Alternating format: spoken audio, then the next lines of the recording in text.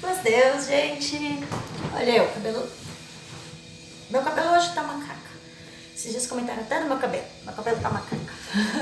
Mas vamos lá, vamos pro nosso tema de hoje. A musicalidade para crianças. Será que é só para criança mesmo? Será que eu não preciso trabalhar com um grupo? Será que eu não preciso trabalhar com alguns adultos que não estão conseguindo colocar a sua expressividade na música? Como será que eu trabalho? É bem interessante esse assunto, tá? Porque hoje o Inário 5 ele está sendo exigido muito demais expressão. Expressão, dinâmica. E a gente vê que eu vou falar assim, pela vivência que eu tenho, tá? Não é uma vivência, não é a realidade da tua comum ou da outra comum, mas é a realidade que eu tenho pra mim, que eu vejo, tá? No modo geral, não é região, regional, estadual, municipal, nem nada. Eu vou falar no âmbito geral.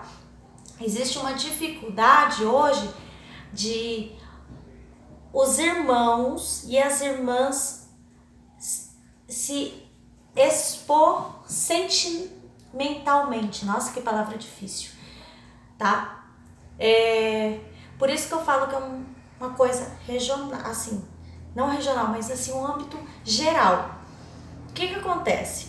Quando você pede para um músico colocar o sentimento dele na música, às vezes fica uma coisa, o que eu tô fazendo aqui? E não era para ser esse sentimento, né? E a gente trabalha, pelo menos eu procuro trabalhar desde a primeira aula, musicalidade. Vamos colocar assim, por quê? Às vezes o incentivo que você der pro aluno, falar, parabéns, legal, muito bem, já é uma forma de você expressar a musicalidade dele, tá? Isso é uma forma que eu trabalho, tá? Não, às vezes vamos dizer, um instrutor trabalha de um jeito, uma instrutora trabalha de outro, mas eu trabalho assim. A motivação, eu trabalho já desde a primeira aula, a motivação, tá? É um jeito meu. A forma que eu trabalho é muito particular de um aluno para outro. Pode ser que meu aluno tem um aluno mais introspectivo, aquele que é mais fechado, eu trabalho de uma forma que eu consiga adquirir a confiança dele. Porque também tem essa questão, confiança. Porque muitas das vezes o teu aluno ele não consegue se expressar da música pela falta de confiança que ele tem no modo geral, não em você, mas no modo geral. Eu tive uma aluna de mais ou menos uns 7 anos, acho que ela tem. Hoje ela é um pouquinho mais velhinha, ela não é mais minha aluna. Mas a menina era completamente fechada. Eu pegava e peguei e tentei. E assim, era muito adulta para a idade dela. Ela não tinha ainda 7 anos, ela tinha 6 anos, ela era muito adulta. Tanto é que eu procuro trazer para uma criança, eu procuro trazer esse mundo infantil para ela. Eu procuro que ela viva a infância dela, que é isso que as nossas crianças precisam. Então eu peguei uma boneca, um bebê, né, aquelas bonecas meu bebê que eu tinha. Eu peguei e fui brincando com a criança e a criança, tipo, nossa tia, pô, meu, se faltava um garoto falando assim, cara, você toca, meu, a minha idade, só faltou ela falar assim. E assim, era uma coisa assim, você perguntava as coisas, alguma coisa pra ela, e ela pegava assim, não sei. Daí eu falei assim, não, peraí, eu acho que, assim, isso eu conhecendo ainda criança, eu peguei, fui colocar alguns ritmos pra ela sentir. E ela não sentia nada. Eu peguei e comecei a me preocupar. E eu fui conversando com pessoas mais experientes. Porque se eu tenho esse negócio comigo, se eu não tô conseguindo alcançar o meu objetivo, eu vou conversar com pessoas que tenham já experiências na área. E ela falou assim, ó, você fez isso, fez isso, fez isso, tenta a Barbie. E a Barbie, ela brincou. Então, o que eu pensei? O que ficou, a gente chegou na linha de raciocínio? Que aquela criança, ela tava muito... Daí eu fui conversar com a mãe e a mãe confirmou. Ela era muito responsável para a idade dela, tinha muita responsabilidade. Ela era, assim, além da idade dela, né? Uma criança de 7 anos não brincar é muito preocupante. E assim como a gente vê crianças, assim a gente vê adultos também muito carrancudo, ai, eu não posso, ai, não pode fazer isso, não pode fazer aquilo. E às vezes é isso que na nossa orquestra a gente precisa sair do quadradinho, que eu sempre falo, e trabalhar o sentimento. Você tocar, nos ensaios está sendo trabalhado isso, eu estou percebendo muito isso. O sentimento do hino mesmo. Porque, ó, uma vez aqui na minha cidade veio um regional de... Eu não tô lembrando o nome. Região de Piracicaba ali. Agora fugiu o nome da cidade. E ele falou uma coisa que é verdade. Tem um hino que fala sobre a cruz fiel cordeiro, dura morte suportou, né? Você já sabe de qual que é isso. Qual hino que a gente tá falando. É um hino, se a gente for ver bem, olha bem como que é. É um hino que fala sobre a morte do Senhor Jesus para salvar a nossa alma. Olha bem o peso dele. O que no Inário 4 a gente fazia? Gente, eu me incluí. O pedal marcando nota por nota. Pá, pá, pá, pá, pá. Sobre a cruz fiel cordeiro, dura morte suportou. E aquela coisa, e socando a nota. E o que ele falou? E eu achei super interessante essa colocação dele. Ele falou assim, olha, cada vez que a gente toca esse hino, martelando, parece que a gente está pregando a cruz do Senhor Jesus ali, porque é uma coisa assim, parece que tá feliz porque morreu. Claro, foi por uma boa causa a morte dele? Foi, porque salvou, tirou nós da condenação para sermos herdeiros da vida eterna, co-herdeiros da vida eterna. Mas foi uma coisa bonita? Foi uma morte feliz? Não, pelo menos eu não vejo isso como uma coisa feliz. Eliane, eu vejo uma coisa triste. Então por que eu vou colocar um sentimento de alegria numa morte? Olha bem, colocar um sentimento de alegria numa morte, visando assim. Uma vez eu estava conversando sobre esse assunto num grupo de organistas, a irmãzinha então falou assim, mas Eliane, eu acho que é uma coisa boa, alegre, uma coisa feliz. É o sentimento dela. Mas se a gente for analisar, não é uma coisa boa.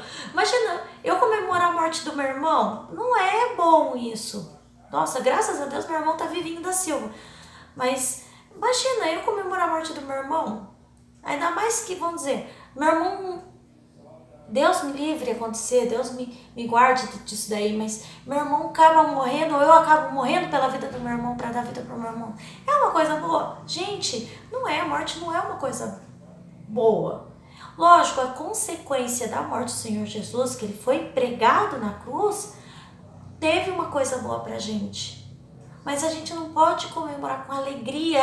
A gente tem que comemorar assim, a herança da salvação que nos foi deixada. Mas a morte, eu acho uma coisa pesada. E isso que a gente precisa entender dentro da musicalidade. Às vezes a gente toca uns hinos que falam sobre tristeza, sobre amargura, e a gente toca dando risada. Não é isso que a gente precisa.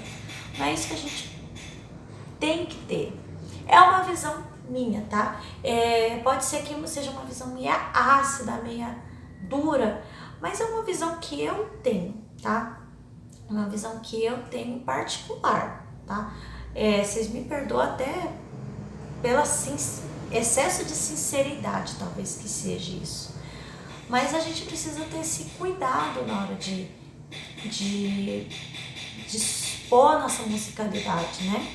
E a musicalidade por isso que deve se trabalhar analisando melodia 375, só para vocês terem uma noção, 375, o autor, o 375 Haja Paz, o autor perdeu os filhos e compôs aquela melodia.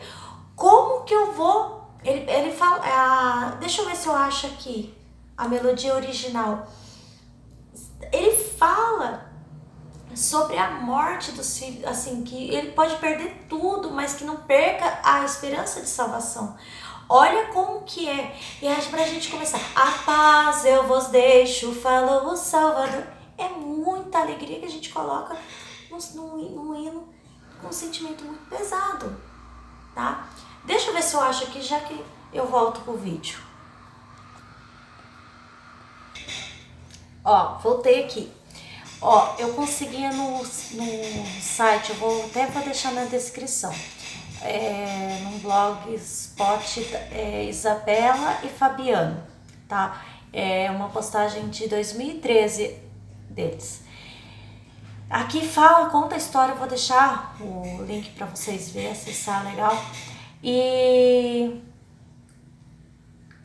quando a esposa dele, só resumindo, a esposa dele foi com os filhos, teve um naufrágio, morreu os filhos, né, as filhas, e ela mandou uma carta, sobrevive sozinha.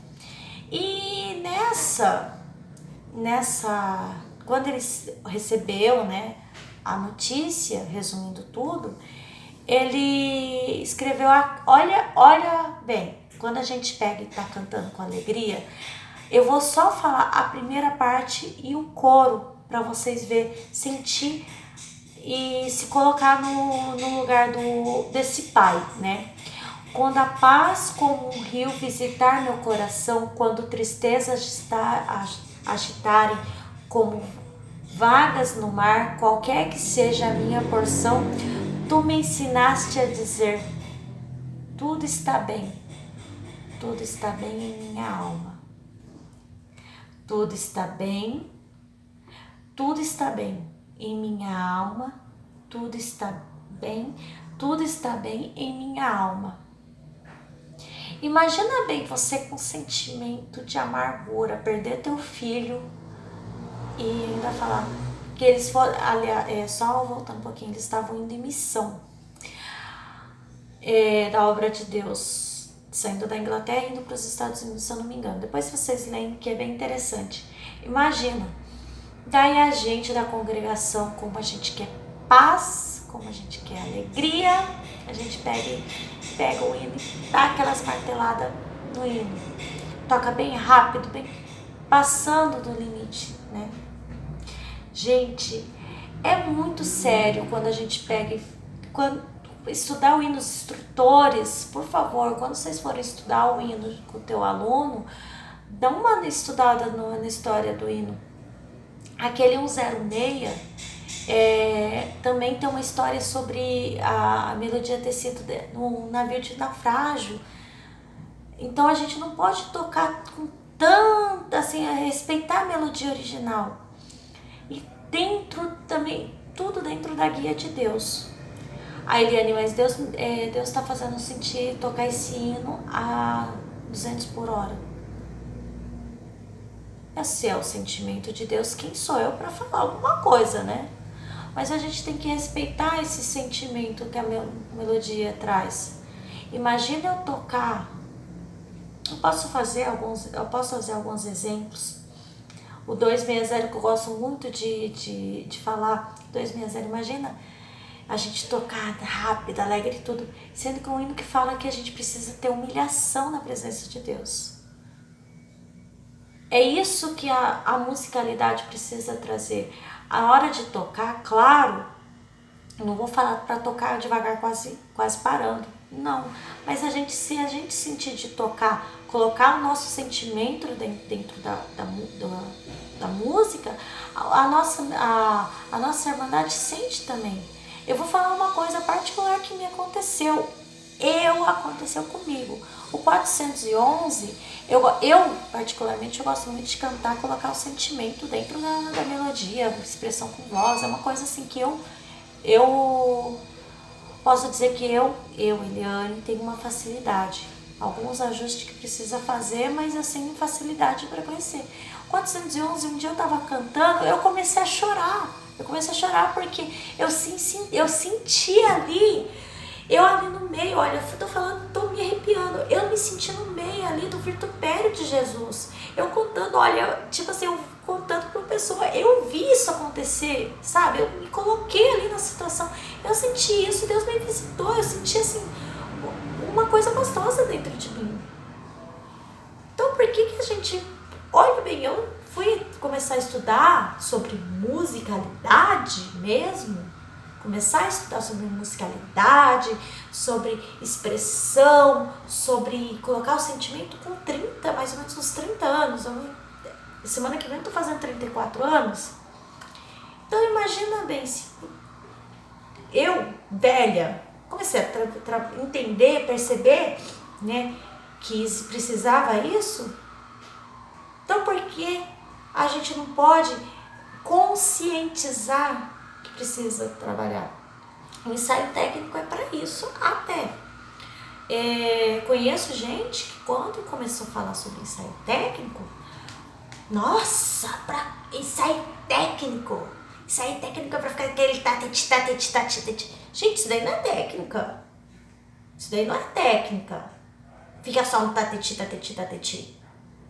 Eu pelo menos não vejo como isso da técnica.